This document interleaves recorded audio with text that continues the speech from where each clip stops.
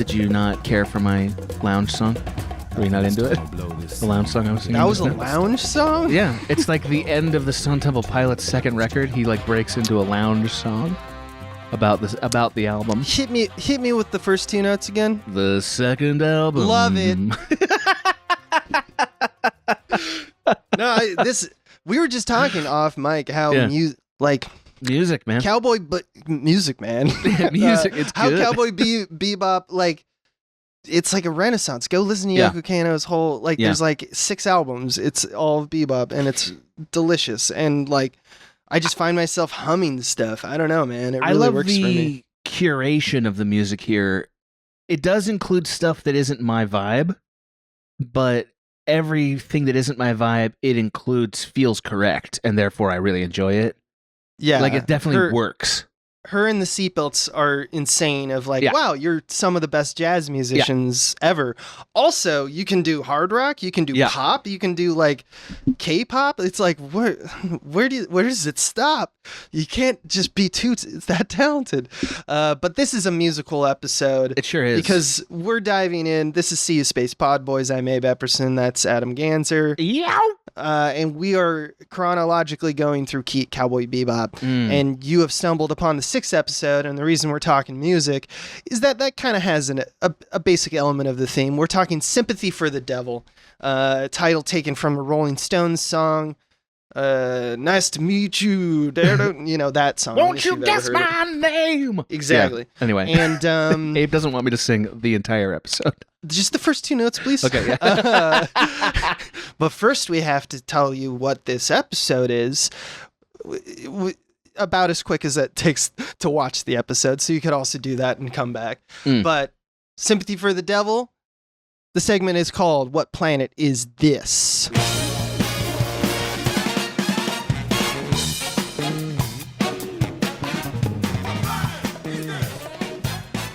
All right. And so what, we start what off, planet is this, by the way? Where does this one take place? What planet is this? I think this is a moon. Okay. At some point, someone said moon, and I wasn't listening. It's probably one of the... Just some moon out there. There's like some There's like Jupiter or Saturn has a bunch of planets. I don't know. We seem to mostly be in Mars because the farther out you go, I think it gets colder. Yeah, we're in that area, right? Yeah, we never go to like Europa. Although there's wars on Titan and stuff like that, and that's pretty out there, man. But I think for the most population, it's in like the middle belt Mars area. Okay.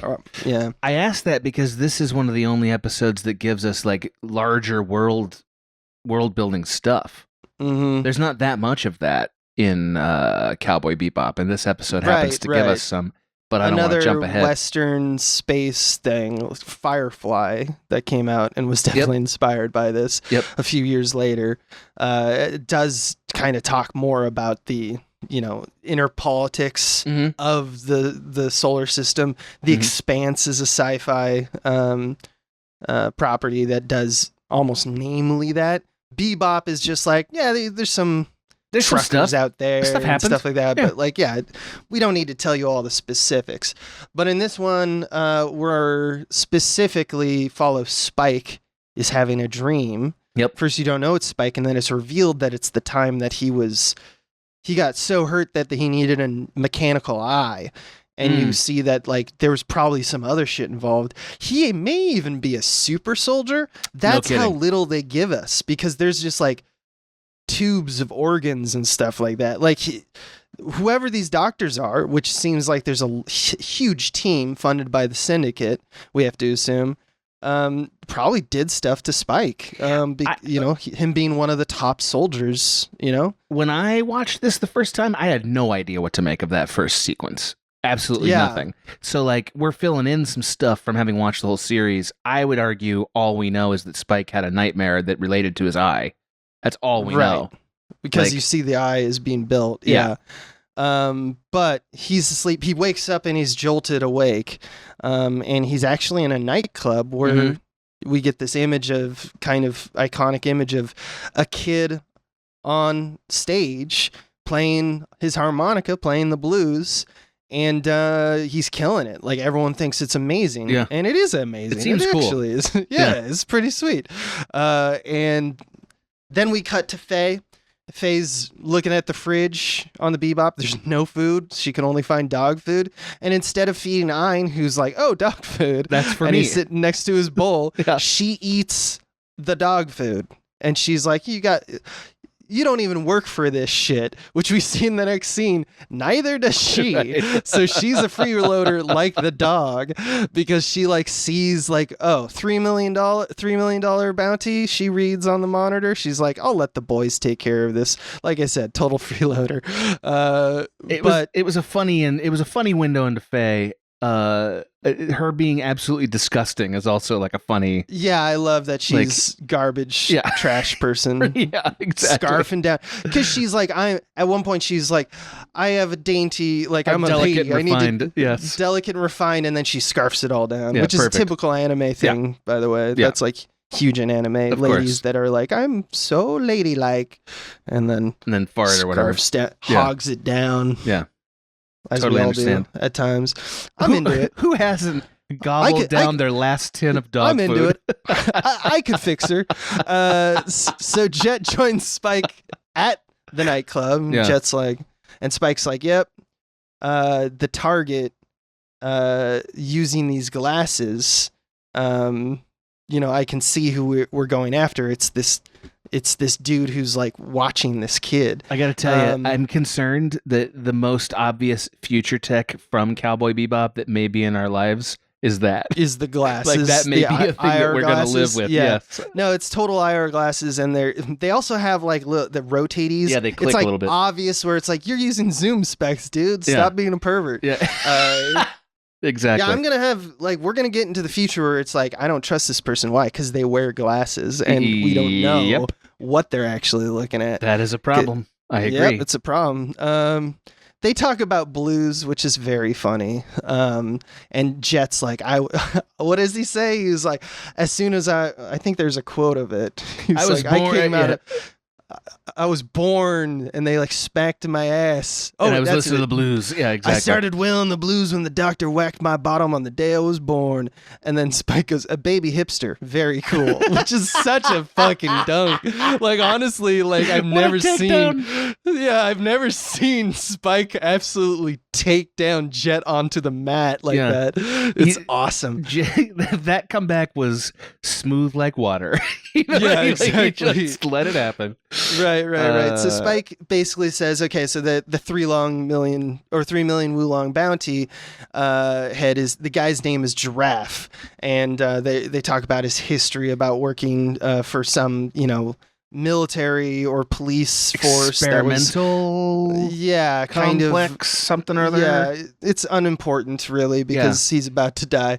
Have they ever had a bounty that looked more like a dad to you than that guy? That guy is divorced as fuck. Yes, he was. That guy is so sad. Yes, he was. Like, he eats like hot dogs at 7-Eleven and stuff, and then starts his day. Doesn't cook them. This is like he does not. He's nomadic. He does not have a place to stay. Yeah. All right. Also important, just because it's another element, ornament in the Jet tapestry that is his web of intelligence, where he meets his a fat guy, Fatty is his name. Fatty River. And they are thick as thieves. He's like, you got fat, which is like Fatty got fat, I guess. And they're just like, they're just old friends, and that's all we need to know because he asks them for help later. Fatty's like 380 pounds, and I say that because he's a wall of muscle and fat. Yeah, he also looks like his fat has muscles, which is a thing in anime I love. Yeah, he's hulking. Yeah, I love it. Anyway, so Giraffe sees the kid leave, and then Giraffe follows the club, and Spike follows him, and they go outside, and he enters a taxi, and he's got an old man with a wheelchair, who's like his. It seems like he is, even though the kid is wheeling him around, and it seems like the guy is a vegetable, that he seems like he's probably his, uncle or something. The grandpa. kid's his ward or whatever. Yeah. And so Spike watches on as Giraffe gets into another taxi to follow them to. But then Spike, instead of like chasing returns to Jet to kind of give back that information. But we do follow Giraffe and the two that he's chasing to a high-rise hotel. And he bursts into the suite and he points his gun at the man in the wheelchair, is what it seems. And he's saying, he calls him Zebra, which is his name. And he's like, you need to return him. And at this point, we don't know what's going on. And we assume he means the kid. Like, you have kidnapped this kid or something. Cut to Spike. And he's on the swordfish. And he's just flying around to kind of get a bird's eye view of like where they could have gone.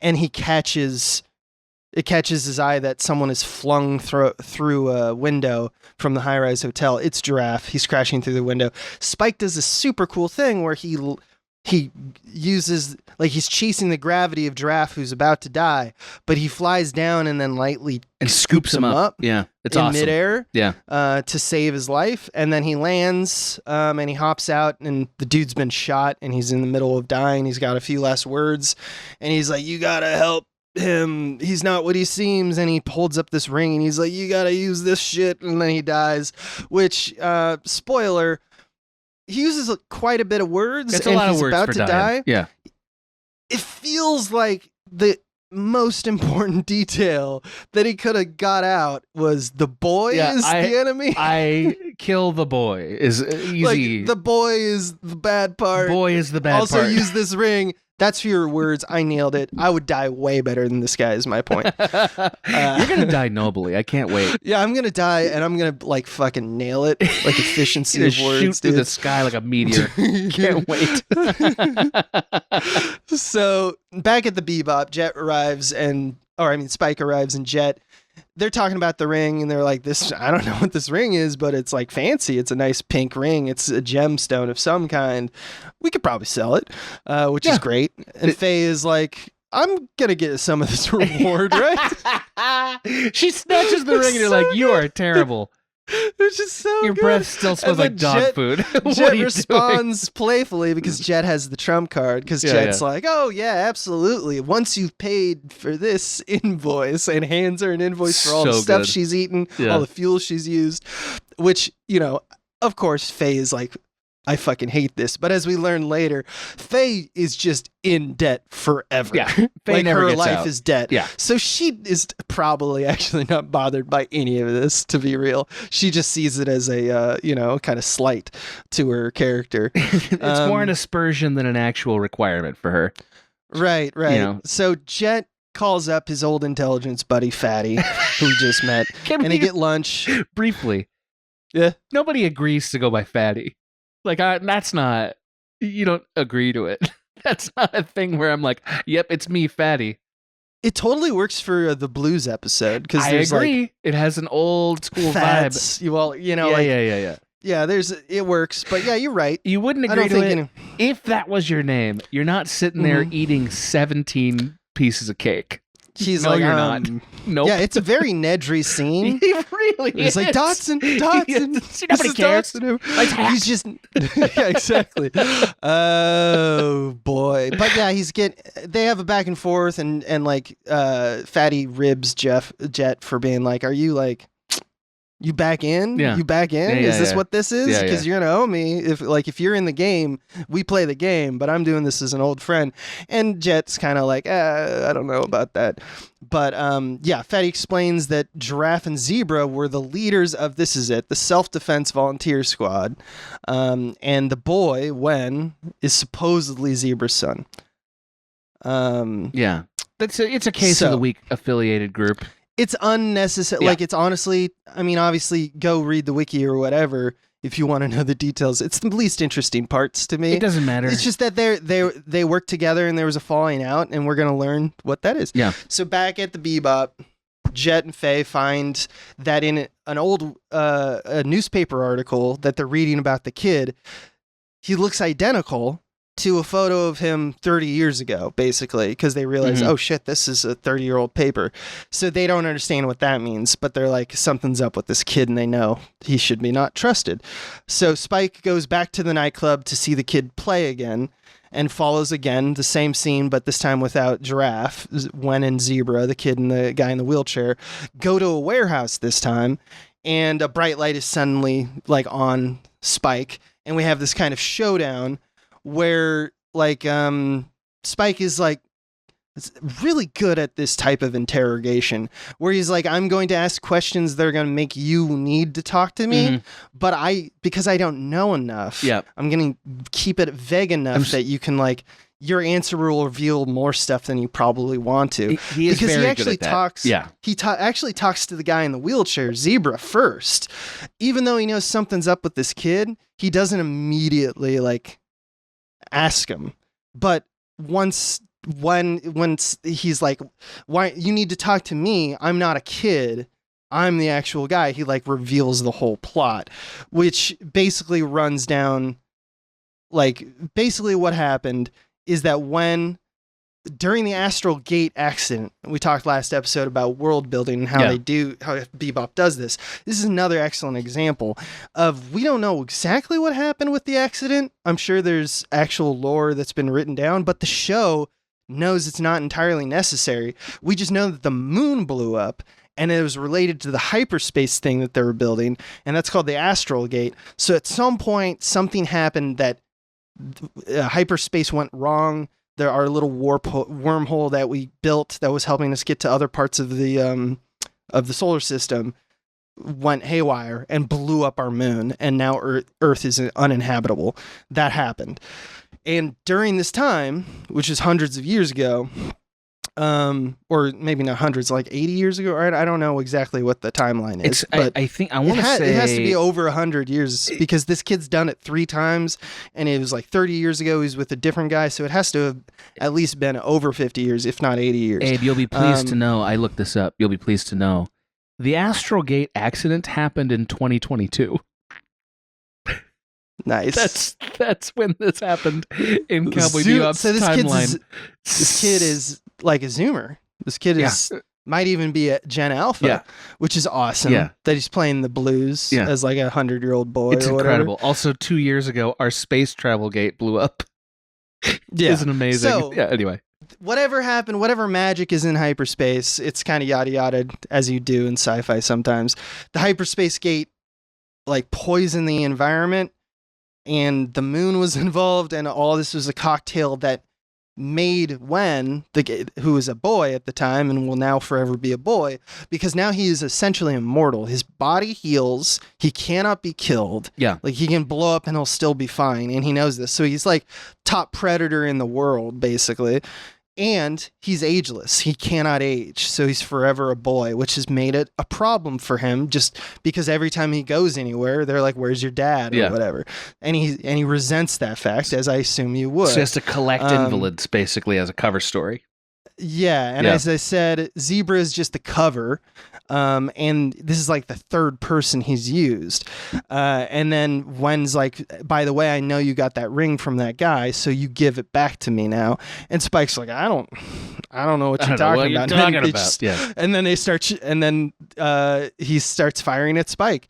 And Spike fires back. And he shoots Wen's gun, which is awesome. He does this multiple times in the series. He's such a good shot that if he wants to, he'll just shoot the gun out of your hand, which is just awesome. And then comes like one of the coolest things that you can, like, it's not just cool that it's a kid, you know, you get that some movies have done this kind of thing where you get like a kid who's so, like, it's just this innocent looking kid, but he does some of the most terrifying stuff. Yep. And probably the most terrifying thing in this episode is he does not give a shit about human life. No, he doesn't. He just takes this cripple, essentially, this guy in a wheelchair who can't speak. Yeah. And he throws him down the stairs. Whirls him down the stairs to die, presumably. To die. Yeah, he's murdering this man just to draw Spike out. Yep. Because obviously Spike, or any human being that has a conscience at all, would be like, oh no. Which kind of happens, you know, although Spike is so deft at and so stealthy that he kind of navigates the space pretty damn well. And even though Wen gets away, he catches up to him. And then he shoots the boy in the face. Yeah, he shoots him in the head. Like, that's lights out, you know? Yeah, he's just like, all right, if you're going to use that tactic, kid, you need to die. Yeah. Which she's right about that. But here's the thing. He doesn't, the kid's immortal, as he said. Yes. So he just smiles and then he's gone. Like, he's just this massive blood splatter. And like, Spike's like, okay, I guess that kid was right about being immortal. It's very mysterious. I mean, it's not mysterious because the show pieces together what happened, but it's like the blood splatter is gnarly, and like that's where so much blood. Oh, so he really did get shot. Like, it's not ambiguous about what happened. But what it means is very ambiguous, and like anyway, It's pretty. That kid bled a lot, by the way. That's a lot of blood in a kid. That's a lot of blood for a kid. Yeah. You know, I know how much blood is in children a kid. have. That's less. It's on the higher level. Yeah. Spike returns to Bebop. And now, so Zebra's not dead, but like he's not moving. He was never moving, but I mean, like, they bring him to the Bebop is the point, and they think he's dead, and they're like, we're going to take care of the funeral. However, Faye notices that he's crying. Yeah. So he's not dead. He's just invalid. Yeah, he's paralyzed. Yeah, and then Jet, they have this fucking they have a Minority Report, a Minority Report tech on, I guess, every bounty hunter ship. Yeah. Like, this does not seem like we have a special thing. This is just like, well, I'll bring out the old mind reader. Yeah, it's pretty high tech. They should be predicting the future. And they see what he's thinking about. Yeah. And what he's thinking about is proof that Wen shot Giraffe in the hotel room and it wasn't him. So this verifies to everyone that Wen is the real problem. A thing they probably already knew, but it also reveals that the ring is a way to destroy Wen, right? There's some exposition that the ring and him are somehow related, and the thought process is that if I touch you with this ring, you're gonna age like in seconds and die. And that's the theory in the nutshell, as Jet explains. And then Jet asks Spike, so you understand like all this stuff? And Jet has not been listening, or Spike has not been listening. And he says, yeah, as if, which I love, like, because he said twice. It said twice. Yeah. He says this twice in the episode, and it's the only time he ever says it. Yeah. Fucking real clueless Valley Girl in this episode, Spike. As if. Really blows my mind that survived 2071. Anyway. Yes. Hell yeah. Anyway, they make a bullet where the tip of the bullet is the gem. Yeah. The bullet looks like it should be shot out of a sniper rifle in Call of Duty, by the way. It's pretty sweet. It's huge. Yeah, like, it's a pretty cool bullet. You could blow a hole in a tank with that bullet. Right. Yeah. So Spike grabs the gun, grabs the bullet, and jumps into trying to find him. I mean, they don't know what's going to happen, but they, think it's probably going to kill him. That's right. They make a pretty melodramatic goodbye of it, actually. Like, Jet hands him a cigarette. Faye's like, this is the last time we're going to see each other. Right. And yeah, Spike's because they think he might explode. Yeah. The kid might explode with all the power that he's got. That's interesting. So, and Spike's like, well, we'll see. I think Bebop tries to do this every episode if they can. Yeah, as often as they can. Reason for the threat to be feel more real than the other typical threats. Yeah. As if there are other bounties that are happening in between episodes, and we're only picking the treacherous ones. That seems true. I think it seems true. Yeah. There are also episodes that are just like these simple little, picking mushrooms or whatnot. Yeah, of course. Exactly. Everyone knows the one. Yeah, everyone knows the one.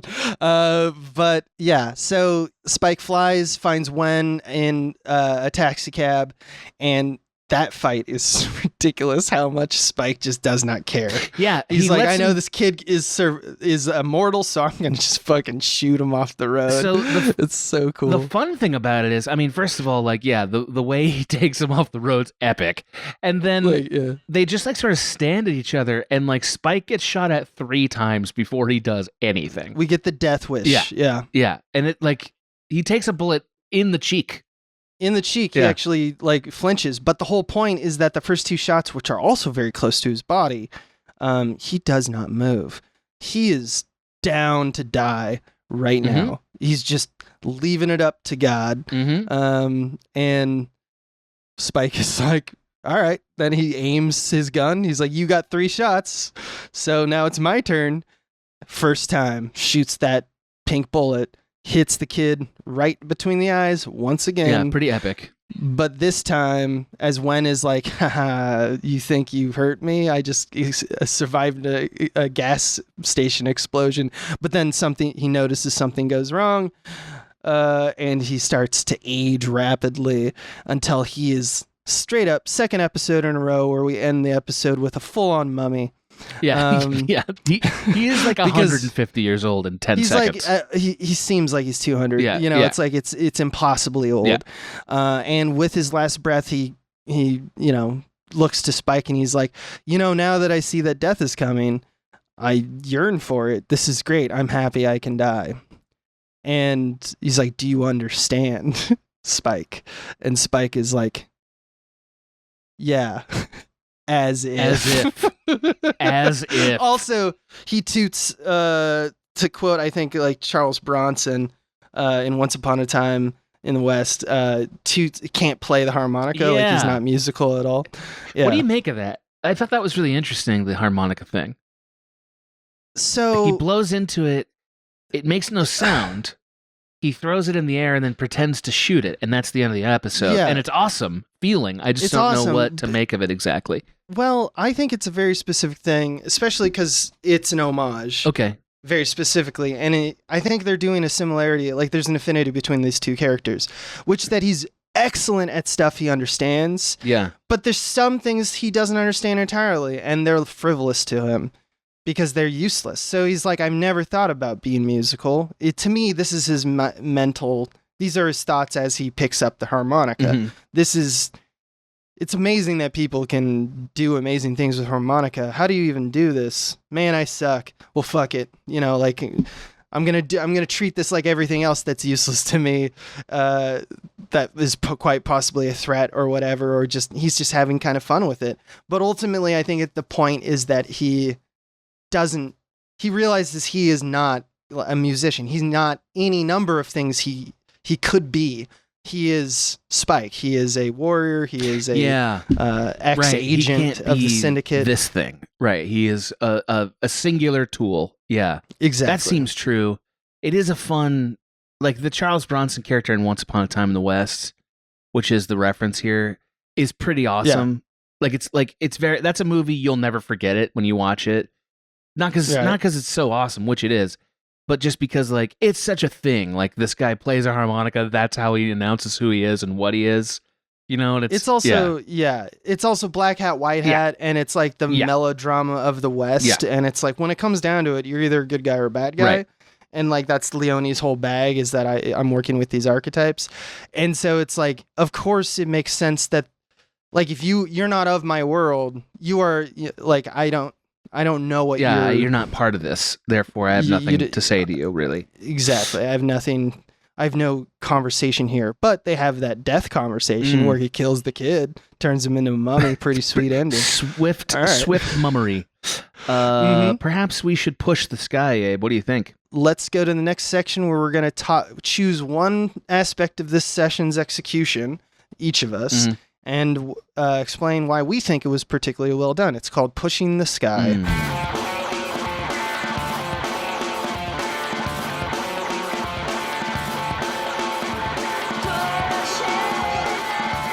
So this episode relies a lot on the things that only anime can do, right? Like, anime has a few angles and ways it shows things that film can't seem to replicate. And this episode relies very heavily on them. One of them is that it can hide the eyes of a character, and we can assume that we can project thought into that character. So, like, that's a lot of what they're doing when they show the invalid guy, Zebra, for the first, 10 minutes of the episode, right? You keep cutting to him, and his head is down in this way that hides his eyes. and we from that sort of project into him like a sort of like nefarious motive. An evil. Yeah, it's a language that really works well in anime. You almost never see it in film. I'm sure there's been some films that have done it, but it's like something that works specifically for anime. And I thought it was really interesting because the whole scheme would break down if you tried to shoot it like that in a film. Like, you would know this guy's not alive, you know? But like in an anime, it completely works because the trope of it is a thing that's unique to it. Another shot like that Cowboy Bebop uses all the time are tight profiles, right? Like, weirdly in anime, when you shoot a profile, you actually get more of a sense of their inner life from the way their eye is sort of angled and drawn and like the way they're looking at somebody than you ever do out of a profile from a human being in a film production. Their eyes are massively exaggerated. Yes, that's correct. I tried many times because of Cowboy Bebop to include profiles in the comedy sketches we'd make at Cracked.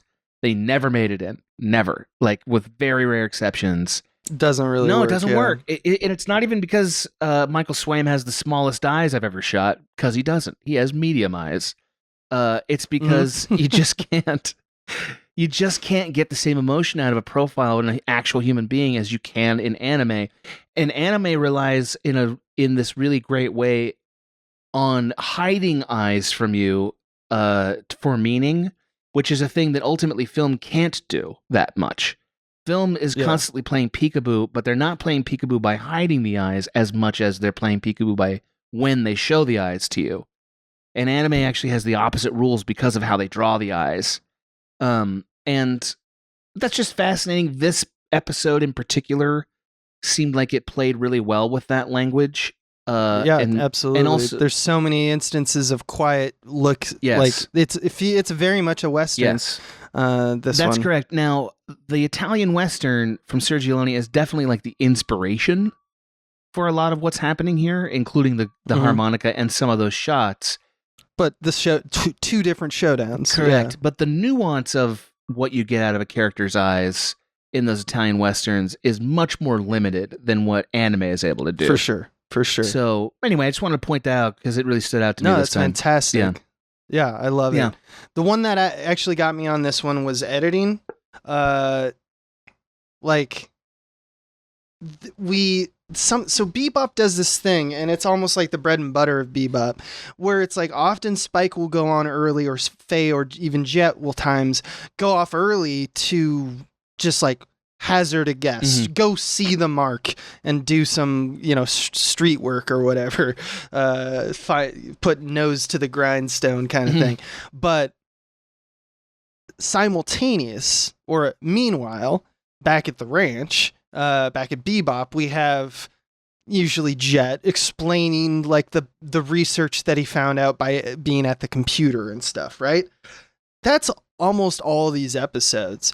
But this episode is interwoven in like a masterful way because we have to do it twice. There isn't one interaction that is short and then we go back, because almost every Bebop has like 5 acts.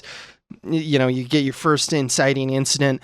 They confront the person and like size them up. Return to the Bebop. Yep. Like in terms of like now we gather our resources.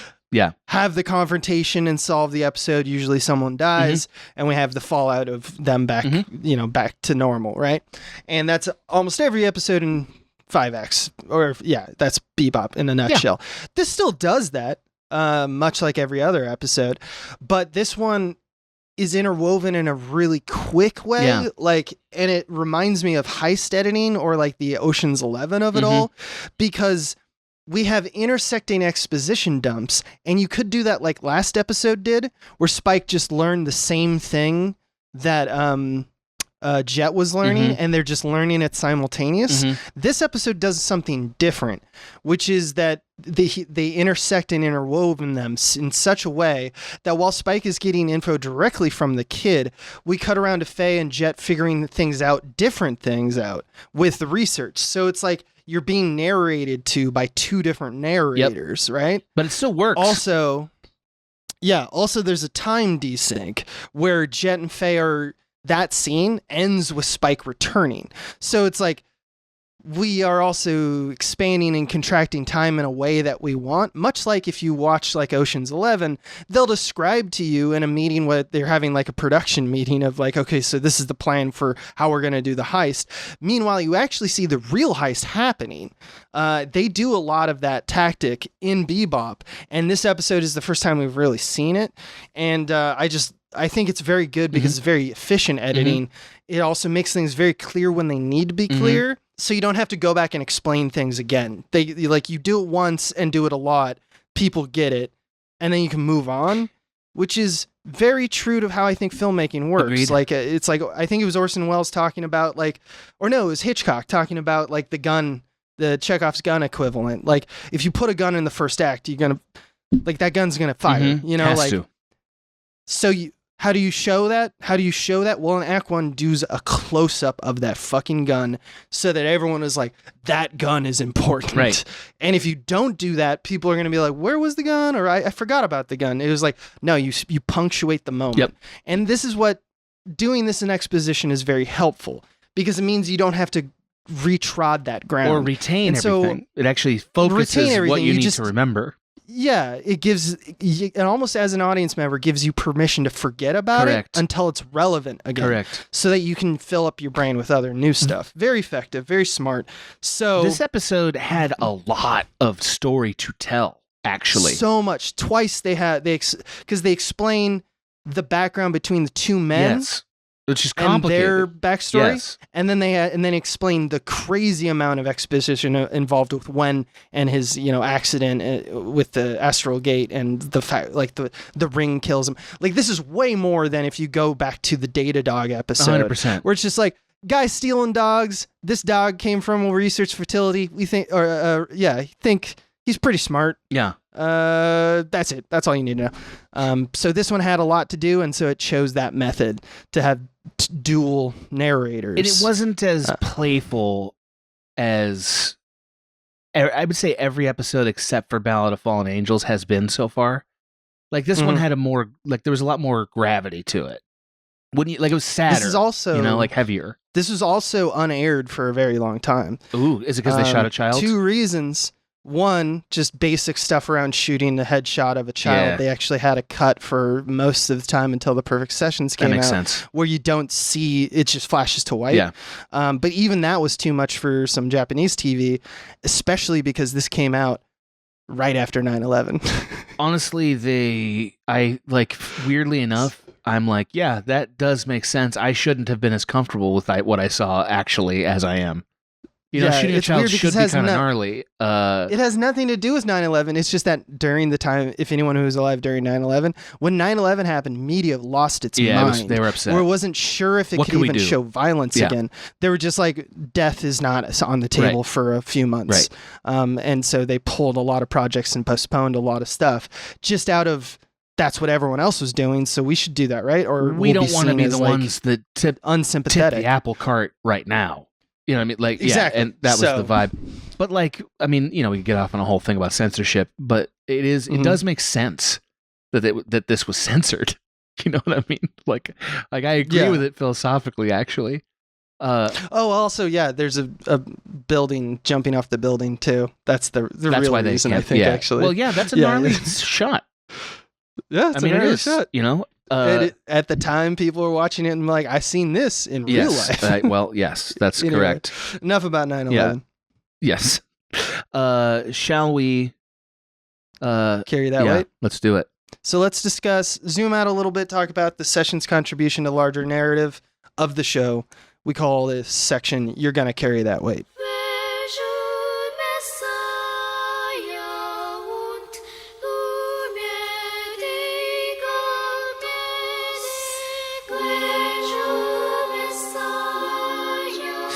I don't have too much on this one, not because it was boring, but just because this is like a perfectly executed case of the week type of episode. Yeah. And I will say I enjoyed the sort of mystery of it. And I think the character of Wen is a fun surrogate for what all the characters in Bebop are doing. Like, he like sort of frozen out of time, like running a game that's sort of endless and pointless, like waiting for death. And Spike having to confront that and not being ready is a pretty good metaphor for Spike's entire arc in the show. Mm-hmm. So like it makes sense why it's got to be Spike taking him down, right? Because like this is a poetic rendering of who Spike is, and I dig it on that level. I also am deeply fascinated about what the show thinks the blues are about. Like, what are the blues? You know what I mean? Do you have a take on that? Well, no, I want to hear your take on it because I think it succeeds. I think it is about the blues. I do too. Like, I think the blues here are used in a more spiritual way. And I think that's intentional. And what I mean by that is I don't mean it's spiritual in a religious sense. I mean spiritual in like a sort of otherworldly, but like and tapping into something else. Yeah, elocuting the state of the soul. Right, the blues are a kind of way of like this kid telling you who he is now that he's trapped forever in this body. Mm-hmm. And that is a weirdly Buddhist idea, actually, being sort of trapped in the body and wanting to escape. Mm-hmm. And the blues kind of are a gorgeous rendering of the poetic tragedy of that, the feeling of being stuck in that, and the need to escape, but also, the attachment of it. Like all those things feel very connected to the blues to me. And Spike's inability to play the blues suggests, even though he may have an affinity for it, he's not able to get in touch with it. Like he's not able to access it. Actually, yeah, what you say makes sense in terms of his worldview, or at least how he kind of hears things, and some of it sloughs off of him like water, but some of it is retained. Yes. Because when he goes and speaks to the Native American shaman, as he's wont to every now and then, he almost always listens exactly to what the guy has to say, but he like bullet points it in a very non-Zen way. Where he's like, okay, so the gist is this, got it. And he's like, but don't you understand what that means, Coyote? But yes, death and he's is like, coming. I don't know, probably I'll die. I've been dead before. So shrug. Once again, he sees all the details, but he doesn't see the big picture, what the path, the road that he's on, the big sign that says "to your death." That's the sign he doesn't care about listening to. He can pick up a harmonica, he can hear it and know what it's about, but he can't play it. Yeah. You know what I mean? Like I think he enjoyed listening to the blues. I think he was has an affinity for it, but he can't play it. I think there's something to be said about that intro where he falls asleep. You could take that as just he was bored. And he slept through, because blues means nothing to him. And he slept through this bounty. Or you can think that the kid is so adept at the blues about singing his truth and his pain that reminded Spike of his past pain. Yeah, I think that's right. I mean, Spike described himself in the previous episode as, I'm just living in a dream I can't wake up from. Right. And so here he is in a dream, a version of that dream. Right after that episode, yeah. Right, where we're sort of, and I think in a way, like the kid's reminding him of it, bringing him back to it, right? Mm-hmm. It's as classic as this episode is as classic as it gets in terms of what I would argue is one of the main themes of the show. We've mentioned it a few times on this podcast, but not recently, about there's no such thing as a small story, yes, this one really, it's almost like, okay, so here's the big story. Ballad of Fallen Angels was the last episode, which deals with Syndicate in the main arc of the show.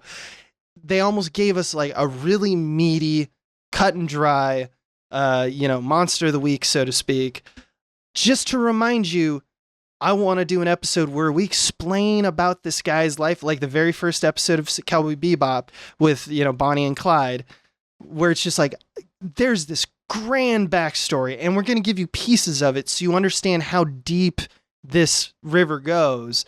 But ultimately, it's not going to matter because they're going to die, and you're seeing them at like the biggest moment of their life. And it's like nothing to the Bebop people because they're just aimlessly walking. They're bounty hunters. They're walking through the world seeing these huge they stories can't absorb for people. it. If they absorbed it, it would stop them from their perpetual motion toward their conclusion. Yeah, because they can't. And inevitably, what Bebop's about is no one can escape their story, right? Agreed. Yep. It's Bebop is almost a classic Greek tragedy. Yeah. It's it's very Oedipal almost, right? Like people usually mean Oedipal when they're talking about like a weird sexual relationship with your parents.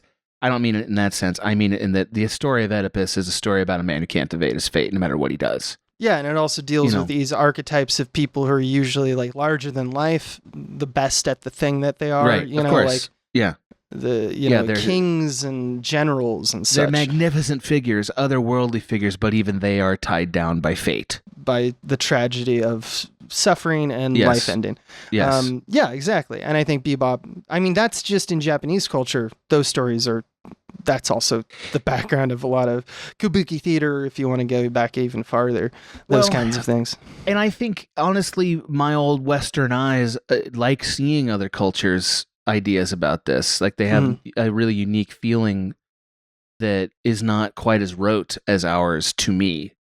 Like, I don't know, like like that's the value of multiculturalism is, among others, is that, like you get new emotional experiences of the world that you can't see until somebody shows it to you. Which is kind of awesome, and why I think Cowboy Bebop, one of its greatest strengths, especially for Western audiences, in a way it's a simulacrum, because there's this feeling of it's Eastern culture spitting back at Western culture. Yes, it is. So the gradients that we see and the nuances that we see are often very slightly off, but very familiar. Like the idea of like Big Shot is so hilarious to us, I think, because we understand that this is like a hodgepodge of a lot of like 50s Westerns, American, like shows about money, the concept of bounty hunting becoming like, not privatized, but commercialized. Yeah. Like all these things are like so available and constant in our life that when you put it together, it feels like a satire. And they're aware of that, I think. Yeah, this is the value of a storyteller's perspective. Like I think these guys are very talented at integrating their ideas visually, and it really feels to me on this watch like they knew exactly what the whole series was before they started. Yeah, which is unusual in a television show. Like it's not unusual to know a whole season, that's the job, right? But to know the entire series is unusual. And it really does feel like these guys did know that. And it was like perfectly crafted in that sense. But I wouldn't, this is part of why I don't think that the show that was the live adaptation was very good. The perspective really mattered. The point of view being that telling the story really mattered toward, like how does it feel? Does it work? Yeah. And the idea of like, I look at another like, grand, like an HBO series like Deadwood, one of my favorite shows of all time, which we may talk about, and that's all someday. About the formation of community, and it has this John the Baptist kind of methodology about like, does not the arm hurt when the leg hurts, does not the eye hurt when the stomach hurts, it's like we are all of one body. That's like where Bebop is going, but it's untimely ripped. It's like it says they could see the light, that's the light over there, but Bebop is singular because it's like our protagonists, our people, the story is them not getting there. In a way, like they are, so a lot of them start that journey, but it's a story about not moving to starting moving. It's not starting moving and getting somewhere. The destination is not in the show. And I love that. I love that aspect of Bebop. It's really, truly unique in that regard. Well, we had ourselves a wonderful time, my friend. Is it time to hit the space Bebop gate? With you? Oh, so good. Every time. I love watching the show so much. I really have a good time every time. Yeah, I watch them the night before for sure, and every time I'm like, this is going to be a breezy 45 minutes or whatever. Yeah. I mean, nostalgia is a powerful drug, obviously, and this has a lot of that for me, but like, I really love it. I covet the idea of making a thing like this so much. Yeah. Like every time I watch, I'm like, that is what I want to do. So I want to make something like this. I'm kind of there with you, man. I love it so much. All the boxes being checked. Everything about it is like, yep, I want to make that. Yep. You did it. You nailed it. Yeah, that's right. Meanwhile, I go back and watch my 508, which was a USC short film. What the fuck is this trash? I was like, I'm not a Cowboy Bebop. Filmmaker, you're comparing your rough draft to their highlight reel, dude. I know, but that's okay. I can live with it. You can live with it, as if